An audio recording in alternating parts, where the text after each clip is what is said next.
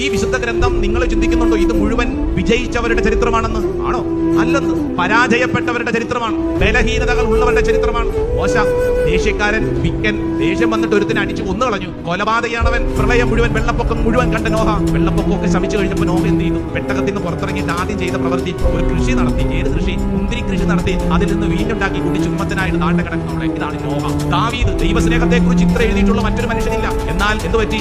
ആ ഒരു നോട്ടപ്പെശ കൊണ്ട് ജീവിതത്തിൽ താളം തെറ്റി. പഴയ നിയമത്തിൽ ഓരോ കഥാപാത്രത്തെ എടുത്ത് വായിച്ചു നോക്ക്. കുറവുകളുള്ള മനുഷ്യരാണ്. ജീവിതത്തിൽ A+ കിട്ടിയവരൊന്നുമല്ല. പുതിയ നിയമത്തിലെ കഥാപാത്രങ്ങൾ അങ്ങനെ തന്നെ. പത്രോസ് മീൻപിടുത്തക്കാരൻ എന്ന് മാത്രമല്ല, പത്രോസ് ദേഷ്യക്കാരൻ. അതുകൊണ്ടാണ് ഗെത്സമേൻ തോട്ടത്തില് പട്ടാളക്കാർ പിടിക്കാൻ വന്നപ്പോ അരയിൽ നിന്ന് വാൾ വീശി ഒരുത്തന്റെ ചെവി ഛേദിച്ചു. ചാടി പിടിക്കുന്നവനാണ്. എന്നാൽ ഈ കുറവുകളുള്ള മനുഷ്യരെ A+ വാങ്ങി മുൻനിരയിൽ എത്തിച്ചത് ദൈവത്തിന്റെ ശക്തിയാണ്. ഇനി നമ്മളപ്പോ എന്ത് ചെയ്യണം? കുറവ് എനിക്കുണ്ടല്ലോ, ഞാൻ ഇങ്ങനെയാണല്ലോ നോർത്തോണ്ട് കരഞ്ഞോണ്ട് നടക്കാനല്ല, മറിച്ച് ഈ കുറവ് ഒരു അനുഗ്രഹമാക്കി മാറ്റുന്ന, ഈ ബലഹീനത ഒരു അനുഗ്രഹമാക്കി മാറ്റുന്ന ദൈവത്തിൽ ആശ്രയിക്കണം.